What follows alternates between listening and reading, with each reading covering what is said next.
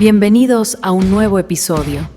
Hoy junto a Camilo Aguilera y nuestra invitada Ruth López, exploramos la neurodivergencia más allá de los moldes. Sumérgete en nuestro nuevo capítulo, El Mundo Geek, Asilo para Autistas. Hola a todos y todas a este nuevo capítulo de el podcast Así me dice Canon. Les voy a dar una breve introducción de lo que vamos a ver el día de hoy. El autismo suele ser explicado desde la clínica, a veces con diagnósticos, déficit, terapias, pero cada vez más voces insisten en que necesitamos otra mirada, una que reconozca el autismo como parte de la diversidad humana, no como un problema a corregir. Esta perspectiva viene desde el enfoque de la aceptación de la neurodiversidad.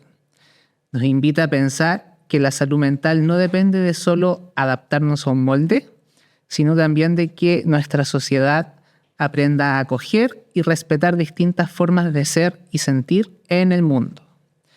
Ruth López lo sabe bien. Ella es terapeuta ocupacional, es autista y es una de las voces del enfoque de la neurodiversidad y sobre todo desde el modelo neuroafirmativo, que después lo vamos a ir explicando con sus propias palabras, lo va a ir diciendo. Ella es docente en diplomados de la Universidad de los Andes y UDD. También da charlas, asesorías a profesionales y personas que quieran aprender, que quieran integrar este enfoque. También a través de redes sociales, entrevistas y espacios de divulgación, Ruth ha insistido en la importancia de escuchar la voz autista, usar un lenguaje respetuoso y construir terapias que acompañen en lugar de corregir. Hoy vamos a conversar con ella sobre cómo también ella fue desde pequeña, tuvo sus influencias con el anime, con series, con la cultura geek que la marcaron también desde su ser autista y cómo también esto también la marcó para lo que hace en el día de hoy, toda esta proeza que es divulgar, toda esta proeza que es promover una nueva forma de relacionarnos los unos con los otros. Así que te quiero saludar hoy día, Ruth. Muchas gracias por estar acá. Vale, muchas gracias por la presentación también y por la invitación, la consideración, dar el espacio para poder hablar de estos temas. Súper. Yo súper contento de tenerte acá. Te sigo hace harto tiempo ahí en tu red y hemos conversado y hemos colaborado en algunas cositas. Entonces la idea es que podamos también tener una conversación relajada, tranquila, un poco hablar de autismo, de series y de qué es lo que esperas tú para nuestra sociedad. Partamos con una pregunta que te quiero hacer. Vamos a partir de lo básico, como partamos un poco del mundo geek, de los animes. Me gustaría saber qué series, animes o historias recuerdas como más significativas para ti, tu infancia o tu juventud. Uy, podríamos estar mucho rato hablando de eso acá. A ver, yo creo que la que recuerdo primero es Candy Candy. Ya. Con ese doblaje argentino tan particular, ¿verdad? Y muy influenciada por mis primos.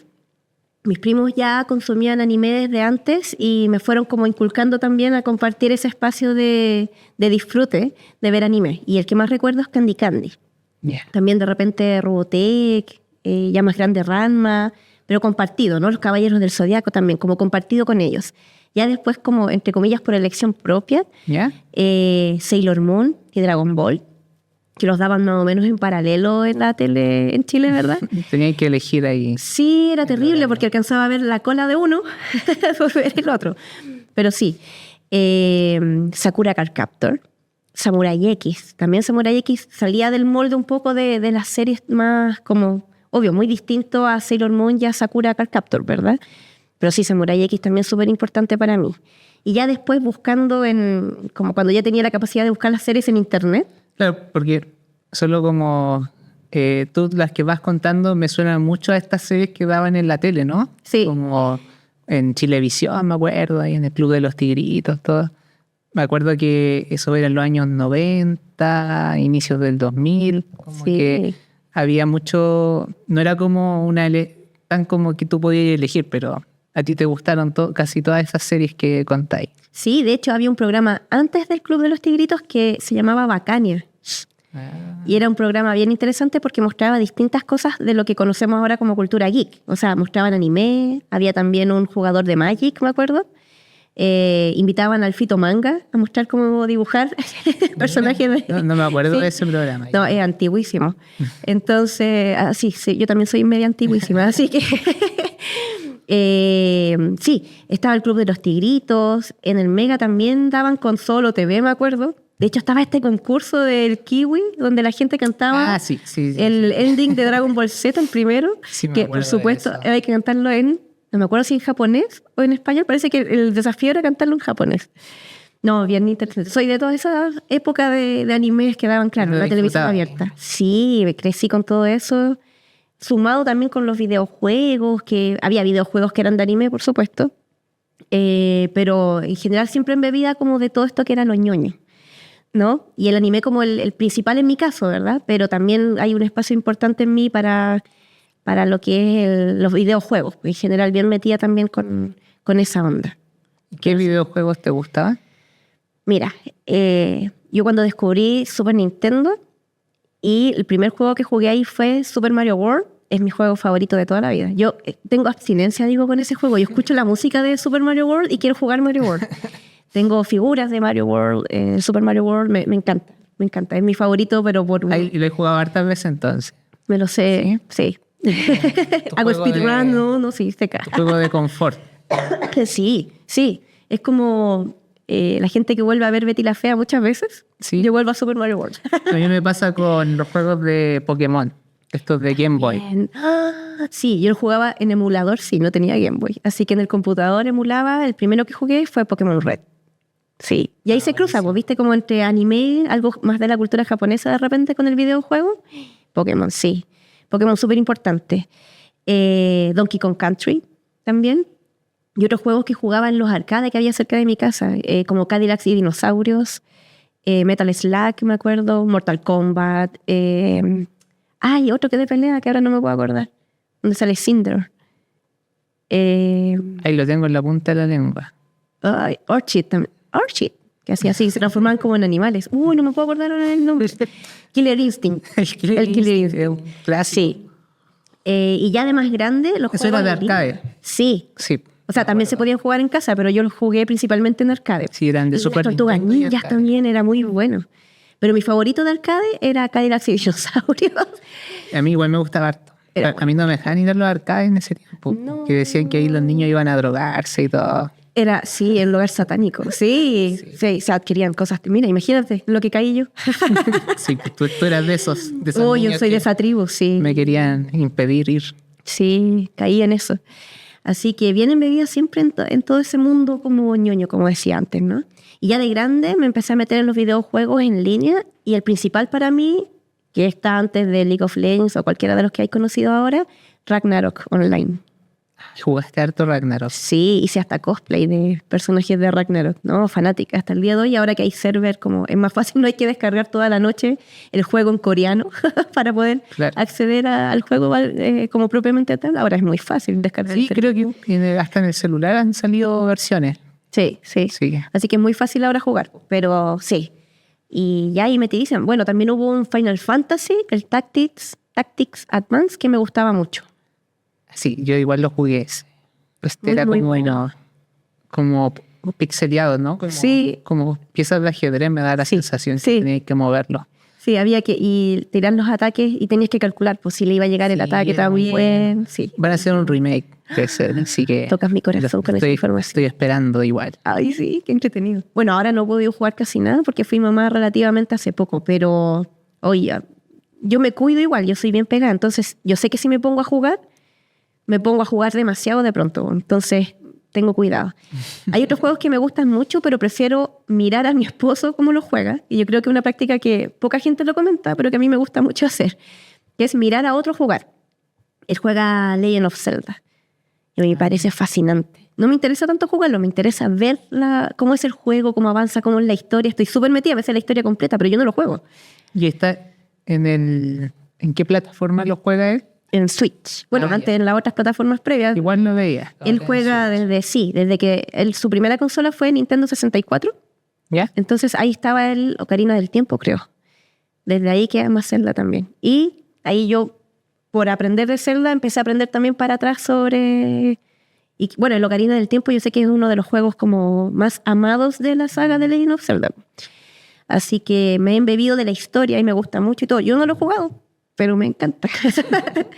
Sí, es una dualidad interesante. No, entretenido ver. A veces. Sí. Bueno, otro.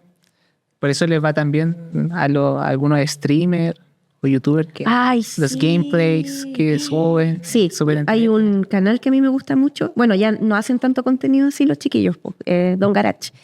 Y partí viendo, bueno, veíamos series compartidas, también hacían juegos, también veía un amigo que es Anarcornejo, es su canal también, que veíamos todas esas cosas como el cómo pasaba los juegos, pues el The Last of Us, me cuesta un poco el inglés. También, pues ahí aprendí de lo que me sé el juego entero, pero porque lo vi a él jugando, no porque yo juegue The Last of Us. Yeah. Así que no, interesantísimo, me encanta todo eso también. Ya, he tenido como, entonces, más, incluso creo que más que personajes en sí, como que toda la cultura como de videojuegos, de anime, de algunos dibujos, siempre te ha llamado la atención, ¿no? Sí. Y siempre como viendo, de todas formas viendo como reflejo en algunos personajes. O sea, me gustan las series, me gustan las historias que plantean. Fullmetal Alchemist lo he visto, no sé, mínimo unas 10 veces yo creo. O sea, me la he repetido, y las dos, así como Brotherhood y la de los 90, que es como la diferencia que se hace para darse a entender. Pero hay personajes que me marcan mucho. Por ejemplo, de la serie Karekano, ¿Ya? ahí está Yukino Miyazawa. ¿Ya? Yukino, no sé si la conoces. La serie no la conozco tanto. Algo busqué, pero no la vi. Ya. No la conozco la serie. Yukino es una estudiante para homologar como de enseñanza media, no es adolescente. ¿Ya? Y ella es perfecta. Ella tiene las mejores notas de su curso, de todo el liceo, del instituto. Es la más amable, es la más simpática, siempre disponible para ayudar. Ella es increíble, todos la adoran, todos la aman. Pero es una persona súper pesada en el fondo. Ella llega a su casa, se saca toda esta máscara y de ahí viene un poquito el que me haya resonado tanto, ¿verdad?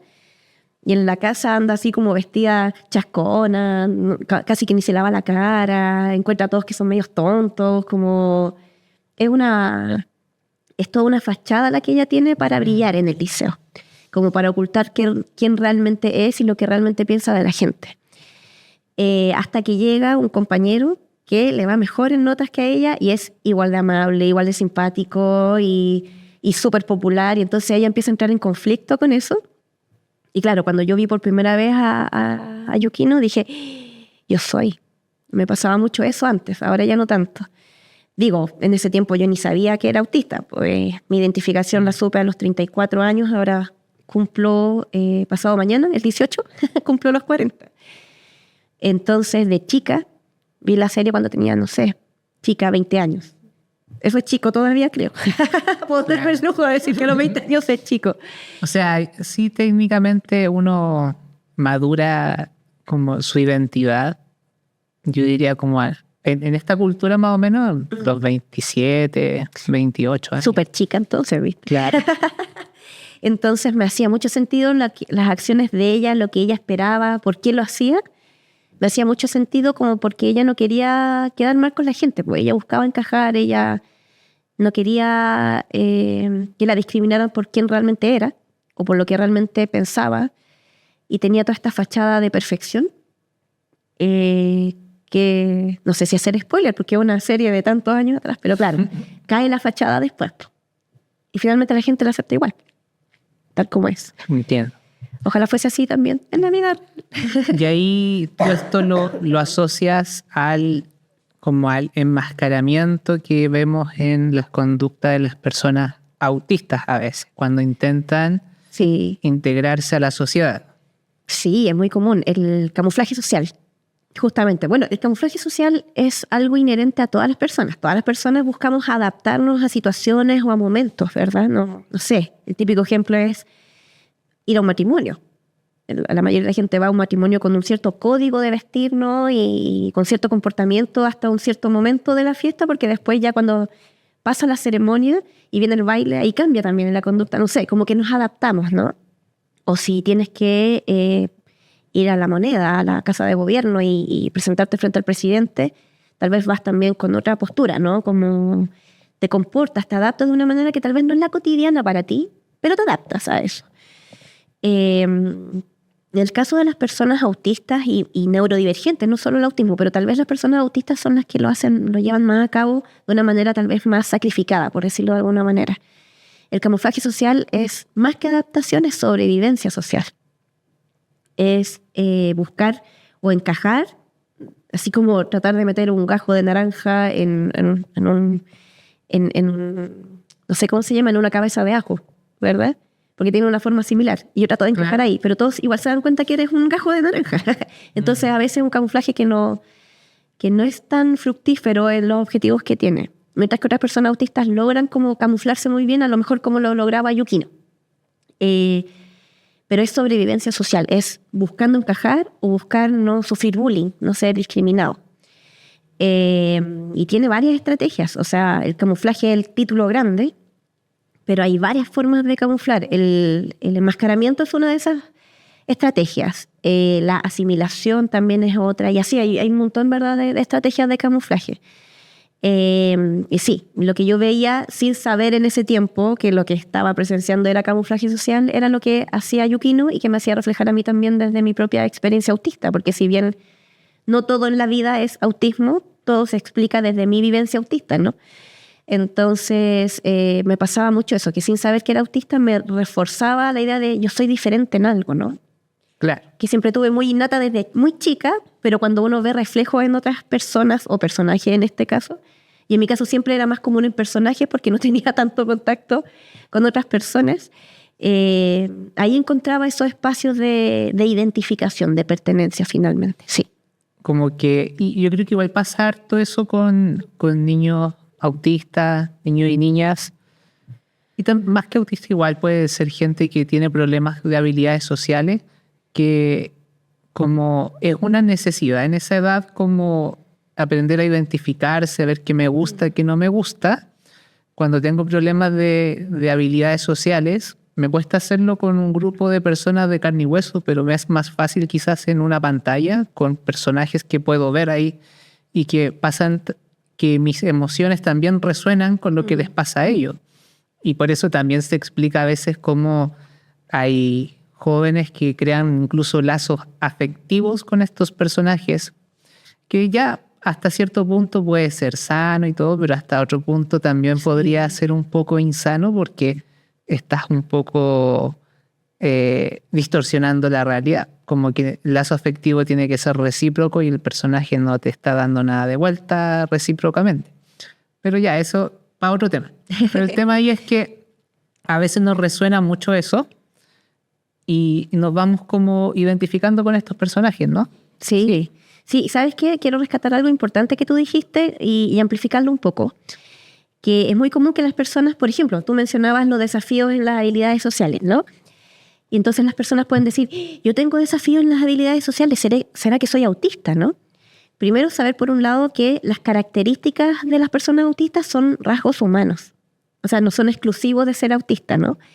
Pero, por supuesto, hay una configuración, digamos, una mezcla de esas características que tiene que cumplirse y por algo también está la identificación desde lo clínico, ¿no? También hay algo que ver ahí. Es como, déjame agregar ahí, Sí, como que me imagino como estos juegos de, como donde tenéis que hacer personaje y tienes que ver sus stats, como poder, agilidad, todo. Entonces, para ser autista tienes que tener como stats específicos. Exacto. Para que caigas en como cierta raza, ¿no? ¡Ay, qué buena explicación! Vamos a tener que hacer un post con eso, yo creo. Sí, es muy buen ejemplo y le sirve mucho a la gente ver ese tipo de ejemplos justamente. Yo el ejemplo que más doy es el de la torta de chocolate, porque yo puedo tener huevos y harina. Y por tener huevos y harina nadie va a decir tengo una torta de chocolate. Claro. Si tengo una barra de chocolate, tampoco voy a decir, tengo una barra de chocolate, por tanto, esto es una torta de chocolate. No. ¿Verdad? La mezcla única de ciertos ingredientes, cocinados de cierta forma, en cierta disposición, va a determinar el hacer una torta de chocolate. Entonces, cuando una persona tiene desafíos sociales, por ejemplo, no significa necesariamente que sea autista. Pero sí tiene desafíos sociales y desafíos sensoriales y así como toda la configuración de características, claro, ahí hay que empezar a tener más ojo, ¿no? Y eso, por un lado, como que quería rescatar y amplificar. Y por otro, claro, el resonar es un espacio seguro finalmente, el anime, los videojuegos, lo que te comentaba antes de iniciar la entrevista o este espacio, ¿no? Como el interactuar con otros a veces puede ser más desafiante. O sea, más que la habilidad social, porque yo puedo tener muy buenas habilidades sociales, yo, Ruth, ¿verdad? Pero la interacción es otro nivel y tal vez ese puede ser más desafiante incluso. Entonces, en el anime hay un buen refugio, en los videojuegos hay un buen refugio. O sea, yo creo que es innegable que muchas personas autistas y muchos gamers probablemente son personas que puedan ser neurodivergentes, tal vez no solo autistas, pero neurodivergentes en general. O sea, hay hartas neurodivergencias. También podemos ampliar en eso después. Claro. Pero sí, yo creo que se transforman o se configuran finalmente en esto, en refugios, en espacios seguros para cuando tal vez lo social, la participación, la interacción no es el fuerte o es lo que me produce tal vez justamente más desafío. Acá encuentro algo donde poder cobijarme y sentir una representación y darme a entender tal vez en palabras o en formas que no puedo hacerlo de la manera convencional. Entiendo. Oye, y de estos personajes que hablamos, ¿hay alguno que en la actualidad, como de las series más actuales, que tú veas que le pasa esto, que es más cara o que tiene ya estos rasgos más autistas? Que haga un camuflaje de las series actuales. Por ejemplo, a mí se me viene el de Dan Dan, quizá.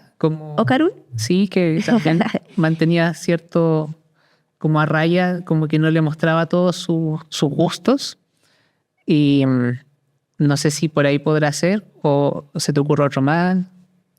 A ver, mira, yo creo que Okarun no camuflaba tanto en verdad, porque era como sabido por todos que era ñoño, ¿no? Como Claro. que consumía esto de los alienígenas. Era estigmatizado por eso, como sí. que igual lo tenían a raya. Entonces, si es que lo camuflaba poco mal. Mal, claro. No sirvió su camuflaje, ¿no? A ver, no se me ocurre ahora algún otro que camufle. Estaba pensando al revés, como en personajes autistas o que dan como vibes, como este headcanon, ¿verdad?, de autismo en series, porque hay muchos, en verdad. Ah, claro. Pero que camuflen al nivel que camuflaba Yukino, no recuerdo ninguno. Ahora, en este momento. Pero sí, creo que por el lado de las habilidades sociales, como con desafíos de habilidades sociales, es más fácil encontrar varios personajes. O sea, Claro. no tiene la mejor expresividad tal vez como para decir si está bien, si está mal, si está contento, si está triste, ¿verdad? Él no camufla, él es así. Hay personas autistas que tienen efectivamente un menor rango de expresiones no verbales, ciertamente. Entonces tienen más cara de póker eventualmente. A lo mejor yo también tenía cara de póker cuando más chica y a pura punta de camuflaje social la gente me fue diciendo, pero ¿por qué no sonríe? ¿Por qué tienes cara de enojada? Y al final modulo mis expresiones y algo ya automático, no es algo que yo esté pensando en voy a sonreír porque la instancia me lo pide. Y hay personas autistas que sí, que todavía lo tienen que pensar. En mi caso está más automatizado tal vez. Y así, gustos, colores. Y en lo mismo de la torta de chocolate que decía antes, hay mucha variedad de tortas de chocolate. En el caso de las personas autistas también, la variedad puede ser impresionante. Todos comparten las mismas características, pero cómo se expresa, sumado a las propias experiencias y a las habilidades que tenga la persona, puede cambiar mucho un perfil. O sea, una persona autista no hablante va a tener claramente otro desafío en comparación a una persona autista hablante como yo. Entiendo. Oye, Ruth, tú ya hablamos un poco de estos personajes, de cómo te fueron marcando y cómo te ayudaron también como un poco este proceso de aceptación de ti misma, como de conocerte. Y después, supongo que después de conocerte viene un proceso de aceptarte. Y que esto tiene igual que ver un poco con lo que tú también trabajas, ¿no? Como del enfoque neuroafirmativo. Me gustaría, un poco para decirle acá a la gente que el enfoque neuroafirmativo es una especie de modelo que se está tratando de integrar para que profesionales o la sociedad en general aprendan a relacionarse con personas neurodivergentes y podamos hacer lo que es una integración, como en distintos lados, en los colegios, en los trabajos, podamos integrar capacidades o formas de ver las cosas distintas sin caer en el estigma, sin caer como un poco en que haya una forma normativa. Entonces, me gustaría que Ruth ahora pudiera contarnos un poco sobre cómo lo trabajas tú, también tú que eres más experta en eso, poder hablar un poquito más en profundidad. Vale. Sí, mira, el enfoque neuroafirmativo, más que un modelo, nos plantea una forma de aceptar. O sea, no deberían haber formas de aceptar, deberíamos aceptar per se, ¿no? ¿Sí? Pero sí nos da las formas, los principios, los valores desde donde deberíamos posicionarnos para aceptar a las personas neurodivergentes como punto de inicio, ¿no? Y ahí entran como estas conceptualizaciones que actualmente están muy de moda. O sea, la gente las ha tomado y mal usado de pronto para vender cursos, cosas así. Como cuando dicen, hablan de neurodiversidad y no tienen ni idea a lo mejor de qué es la neurodiversidad. Yo he visto gente que dice, no, yo soy especialista en personas neurodiversas. Eso ya de partida está mal dicho. Para ir como concretizando. Todas las personas en el mundo estamos dentro de la neurodiversidad, ¿ya? ¿Eh? La neurodiversidad es que todos los cerebros y los procesamientos cognitivos son diferentes. No hay dos personas que procesan de la misma manera y no procesan de la misma forma las emociones, las sensaciones, la configuración de procesamientos que podemos tener a nivel neurocognitivo, ¿no? Claro. O sea, yo quizás como agregando en eso lo psicológico, si bien hay como clúster, como de clasificación, dentro de esos clústeres son bien amplios y abstractos y generales, como que dentro de esos clústeres igual hay distintas formas de vivir cada clasificación. Sí, y aquí lo podemos pensar también como casi desde la estadística, como con la campana de Gauss. La mayoría de las personas está como en el centro, tiene un funcionamiento, sin querer hacer la analogía con las máquinas, un procesamiento que es más o menos común, pero aún así hay diferencias entre todas las personas. O sea, en gemelos ya vemos que son dos personas diferentes, a pesar de compartir la misma base genética y verse iguales, ¿no? Bueno, dentro de esta gran neurodiversidad, y en eso es importante decir, como es un hecho, la neurodiversidad es un hecho biológico, está estudiado, ¿ya? Así como en la naturaleza, en los ecosistemas está la biodiversidad, la neurodiversidad tiene mucho valor por lo que puede aportar un cerebro que piensa de una manera divergente, ¿no? O sea, que se le ocurren cosas de una manera que es diferente al común. Hay un aporte en eso per se. Claro. Si pensamos en la naturaleza, que tenemos las chinitas, las mariquitas. Hay chinitas con más manchas, con menos manchas, unas más rojas, unas más negras, unas más grandes. Y todos entendemos que no hay ningún problema con eso. Parece que la diversidad en general nos cuesta más entre personas. En la naturaleza no tenemos problemas para aceptar la diversidad. Parece que es entre nosotros que nos cuesta mucho más entender estos conceptos. Porque cuando digo que todos somos diferentes, es como muy evidente para la gente. O sea, sí, todos somos diferentes, aunque dos hermanos tengan la crianza de los mismos dos papás y que hayan ocupado los mismos métodos de crianza los papás, las personas siguen siendo diferentes igual, ¿no? Dentro de esta gran neurodiversidad, que no se dice soy neurodiverso o somos neurodiversos, porque es un hecho, entonces estamos dentro de la neurodiversidad, sí hay dos grandes grupos de caracterización, como dices tú, de repente clusters, de personas, que son las neurotípicas, las que tienen este procesamiento neurocognitivo que ha sido estudiado y que es como el esperable, ¿no? Como, esto funciona más o menos así, entonces si yo te pincho, la reacción esperada es dolor, ¿no? Por decirlo de una manera muy básica. Pero hay un grupo de personas que no son esta mayoría de procesamiento neurocognitivo, que no siguen esta neuronorma, que están a los costados de la campana de Gauss, por decirlo de alguna manera, que son las personas neurodivergentes, que tienen un procesamiento que escapa de esta neuronorma. ¿Y por qué hablo de neuronorma? Porque hay una base epigenética y fisiológica, por supuesto, para esto, pero también lo que se considera como cerebro correcto, mayoritario, está embebido por lo cultural. También hay una construcción sociocultural de esa idea de que es esta mayoría como de neuronorma, ¿no? O sea, si pienso en el estándar de los japoneses, Y ese estándar es el que lleva a tantos y tantas estudiantes japonesas a situaciones de salud mental bien delicadas, ¿no? No es el mismo estándar de neuronorma que tenemos en Chile y probablemente en otros países tampoco, ¿no? Entonces, hay mucha base biológica, fisiológica, genética, sí, pero por supuesto que también hay parte de una construcción sociocultural en eso. Y eso embebe también el entendimiento de la neurodiversidad y esta gran variabilidad de procesamientos cognitivos y las expresiones de los mismos. Dentro de las neurodivergencias, entonces, como decía, que son esta minoría de procesamiento neurocognitivo, están las personas autistas, las personas con el mal llamado aún trastorno de déficit atencional e hiperactividad. O sea, ya tiene trastorno y déficit en el nombre esa identificación, ¿no? Claro. Hay personas que prefieren hablar de atención divergente, ¿ya? Como personas con atención divergente o atencionalmente divergente. A mí no me resuena tanto, pero no se encuentra algo mejor todavía en relación al trastorno de déficit atencional e hiperactividad. El síndrome de Tourette, el síndrome de Down, y así, hay muchas neurodivergencias. Las más conocidas probablemente son el autismo, como decía, la atención divergente y las altas capacidades, que ahora se está hablando mucho más. Lo que se sabe de las altas capacidades es que es la neurodivergencia con más gente. No me acuerdo cómo se dice eso. Como dentro de los neurodivergentes, quienes las altas capacidades son el número mayor, digamos. ¿Ya? No me acuerdo si es prevalencia, si es nada. ¿Tú tampoco parece? Prevalencia, yo creo que sí. Está bien dicho, sí. Ya. La mayor prevalencia es de altas capacidades dentro de las neurodivergencias. Y todavía hay un campo en estudio, no está todo dicho sobre las neurodivergencias, ¿ya? Igual, yo creo que lo que vas contando me vienen como algunas dudas de que esto tiene que ver también con temas biológicos, pero también temas sociales, ¿ya?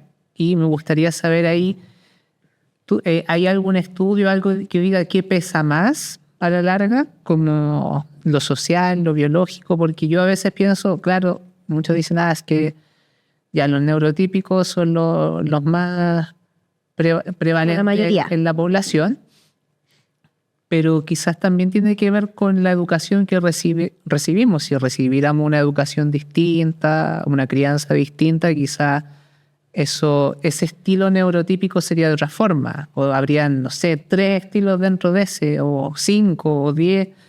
Entonces, ¿qué tanto pesa lo genético? ¿Qué tanto pesa lo social? Yo creo que hay un bastante buen equilibrio, digamos, que efectivamente la mayoría de los cerebros tienen una configuración neuroanatómica y a nivel neuronal que es compartida, ¿ya? Si tú ves, por ejemplo, un córtex de neuronas de un cerebro típico, claro, las neuronas están en una cierta disposición y se tocan las dendritas y los axones, es como las ramificaciones de un árbol, ¿no? Sí. Es muy similar a eso.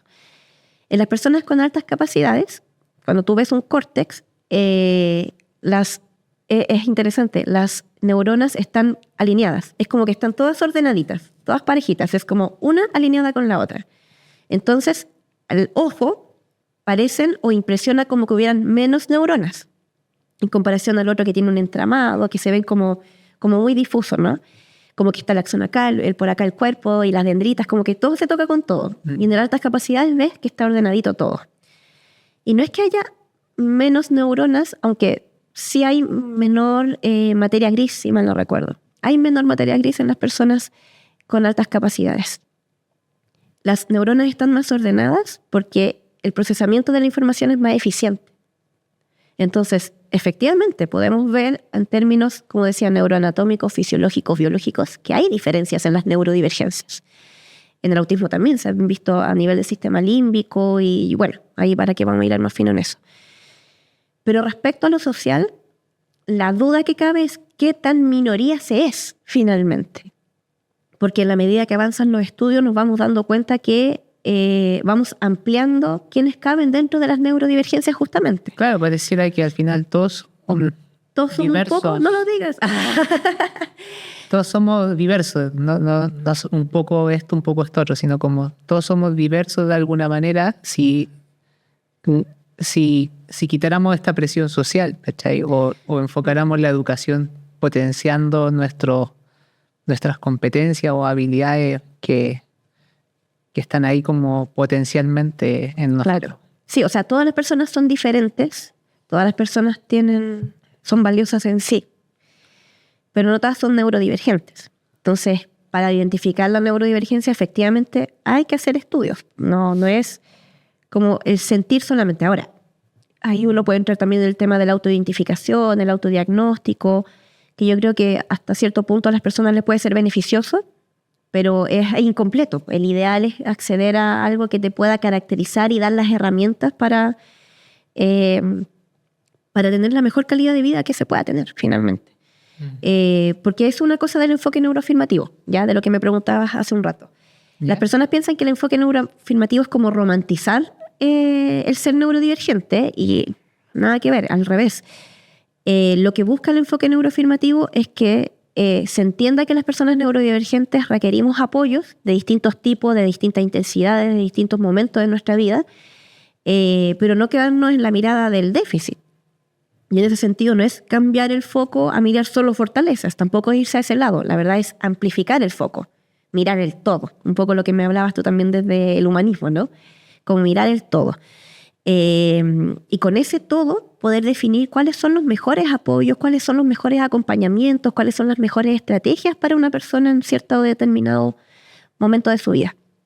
Entonces el enfoque neuroafirmativo, más allá de dar estrategias, lo que nos da es una pauta de a dónde deberíamos estar amplificando este foco para poder aceptar a las personas neurodivergentes.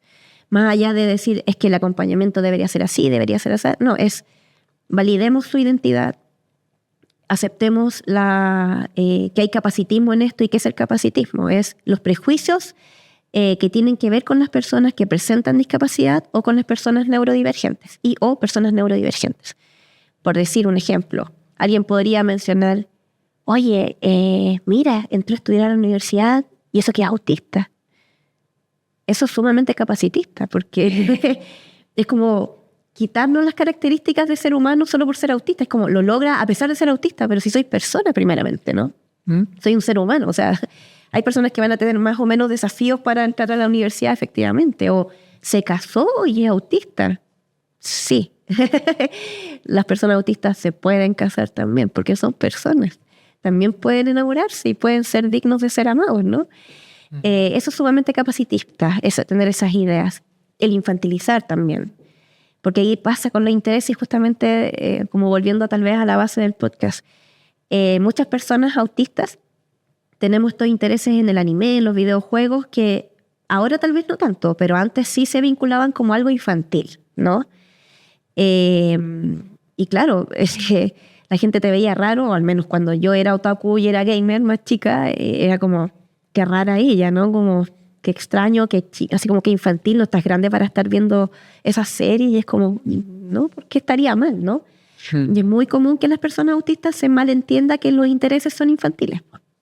El querer hacer cosplay también se ve como, qué rara tú, y es como, ¿por qué tendría que ser malo? ¿Qué connotación negativa o qué molestia te genera a ti, en el fondo, que yo juegue o que vea anime o que lea manga o que haga cosplay o que haga lo que haga, ¿no? Porque tiene la connotación de infantil. Como que se sale de la norma un poco Es que ahí volvemos a lo social. Claro, la norma social y todo. Por ejemplo, hablaste del cosplay y hay una serie ahora que habla harto de eso, ¿no? Como esta, me la sé en japonés nomás, Sono Bisuke Tarol. Es una chica que hace cosplay, ¿verdad? Que hace cosplay. Sí. Y tocan harto el tema ese del estigma, como el estigma de tener gustos distintos, que te guste el anime, que te guste un personaje. Y claro, también detrás de eso está que son personas que a veces han tenido poca red de apoyo, como en la familia, no necesariamente porque no haya afecto, sino que no se ha dado. Y ahí empiezan a encontrar estos gustos y empiezan a resonar con otras personas en estos gustos. Entonces, claro, son quizás caminos un poco divergentes al camino típico quizás de lo que en ese tiempo hacía un adolescente, cómo tenían que ser los pasos, la etapa. Incluso antes se hablaba como las etapas de un adolescente, como ya a esta edad, la primera fiesta, a esta edad que fumar, a esta edad hay que perder la virginidad, ¿cachai? Sí, como los hitos del desarrollo adolescente. Claro, como que muy rígido. Sí, de hecho, en uno de los diplomados en el que estoy es sobre adolescencia neurodivergente. Y lo que más se pregunta en el fondo es como, ¿y cómo son las características de un autista neurodivergente? O sea, perdón, de un autista adolescente. Las mismas. O sea, el adolescente también tiene los cambios que responden a los cambios hormonales, los cambios físicos, las exigencias del entorno son las mismas. El tema está en que en la persona autista el desafío es diferente.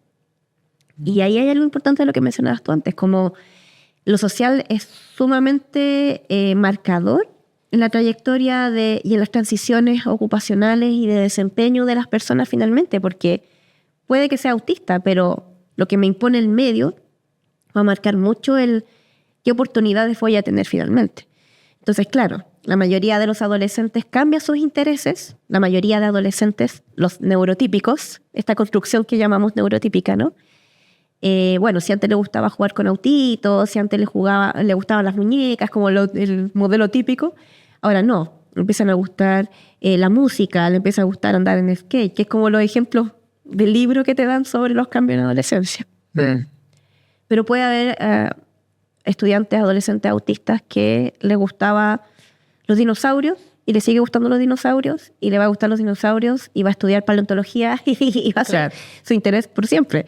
Y claro, cuando pasa a estudiar paleontología dejó de ser infantil, pero el gusto por los dinosaurios durante toda la enseñanza media sigue siendo infantil. Sí. Y ahí de nuevo está la construcción, el ideario que tenemos sobre intereses o gustos que se entienden como infantiles. Al revés, hay personas autistas que se interesan, no sé, por el espacio. Tienen una fascinación por el espacio, ¿no? Claro, está lleno ahora. Entonces tiene un interés avanzado. Y después en la enseñanza media sigue el interés avanzado. Y siempre va a ser avanzado porque socialmente se le da una valoración muy distinta al interés en la ciencia, al interés en los dinosaurios o en Minecraft, ¿no? Es como, si te interesa Minecraft, ñoño. Claro. ¿Te interesa el espacio? ¿Te interesa la arquitectura? Que puede tener mucho que ver con Minecraft. Arquitectura, sí, por supuesto, tiene una valoración y una validación social muy diferente a que te guste construir en Minecraft. Entonces ahí lo social pasa a ser, como digo, un determinante importante en el cómo vamos a entender a las personas neurodivergentes, especialmente a las personas autistas y sus intereses profundos. Claro, distintos valores se le da dependiendo del gusto.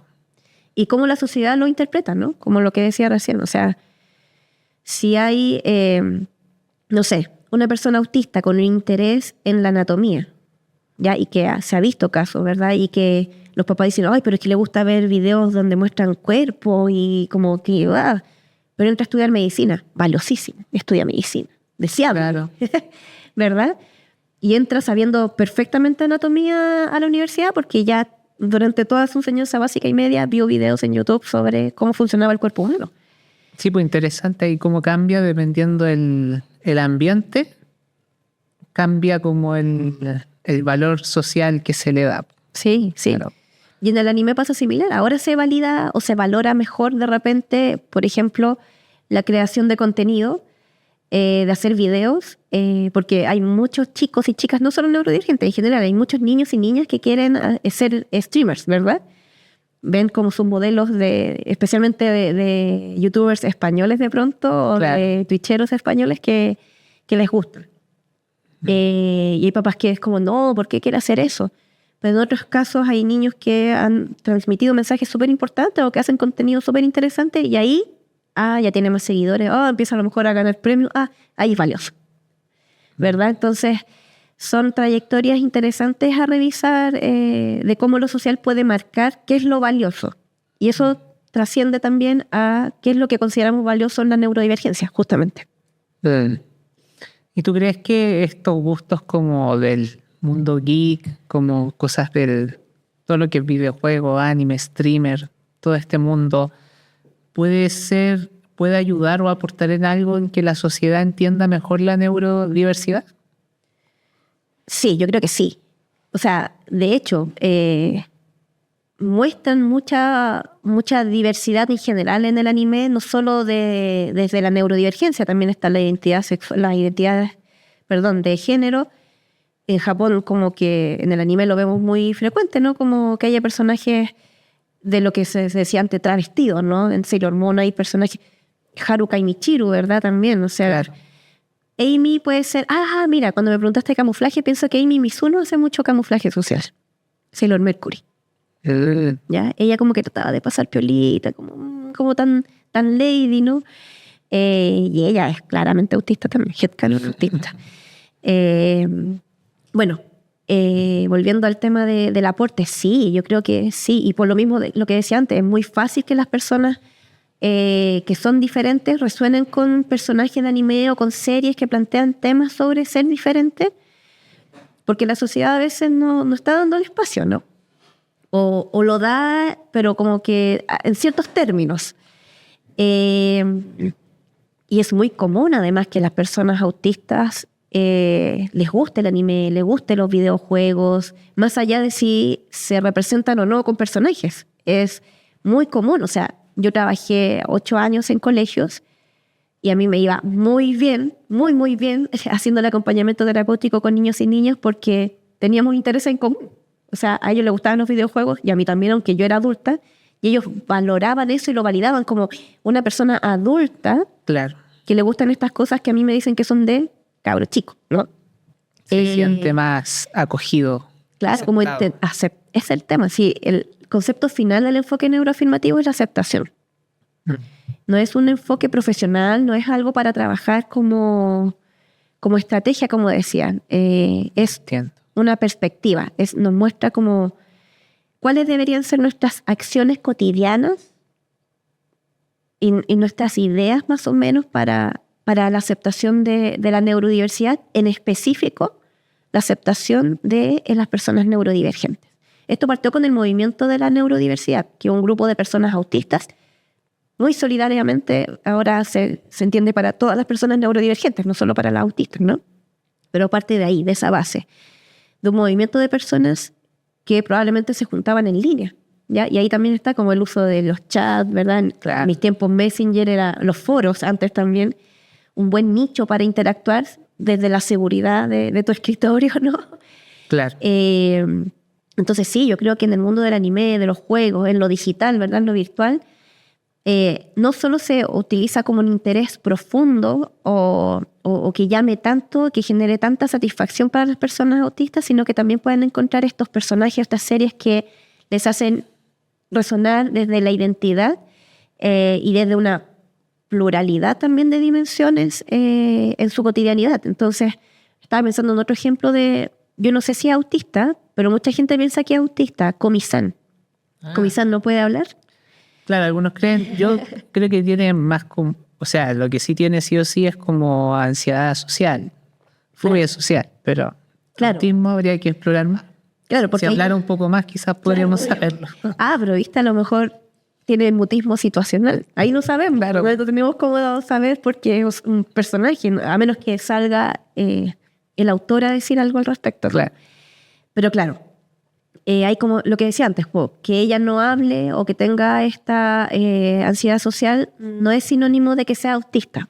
Pero muchas personas se sienten identificadas con Komi-san, personas autistas se sienten identificadas con ella por este nivel de ansiedad social, porque efectivamente, si bien la ansiedad social no es una característica per se de ser autista, puede darse muy regularmente en las personas autistas. Bueno, Ruth, muchas gracias por estar acá en este episodio, contarnos un poco de lo que haces y poder un poco ahí dar un espacio de acogida a todos los que se sientan un poco aislados, Marginados. Un mensaje final antes de terminar que quieras dejarle ahí a la gente que te escuche. Hoy sí, que ser autista no es malo. Lamentablemente se ha dado una caracterización sobre ser autista y últimamente ha salido harto en los medios con casos de personas adultas también.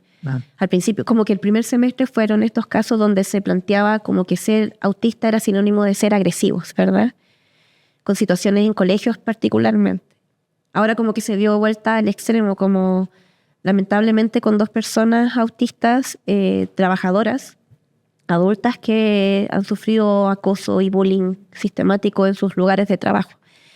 Y eso también tiene que ver con el no aceptar lo diferente. el verlo como un enigma, el verlo como algo desde el déficit, como decía antes, el plantear el autismo como algo negativo. Claro. El enfoque neuroafirmativo es sumamente importante justamente para que cuando le digamos a alguien que es autista no se lo tome como si fuera una sentencia de muerte, como que no lo tome como lo peor del mundo, como que no lo vea como, entonces tengo déficit en esto, alteración en esto, problema en esto. ¿Quién va a querer resonar con una identidad que le está diciendo que desde lo clínico todo es negativo, ¿no?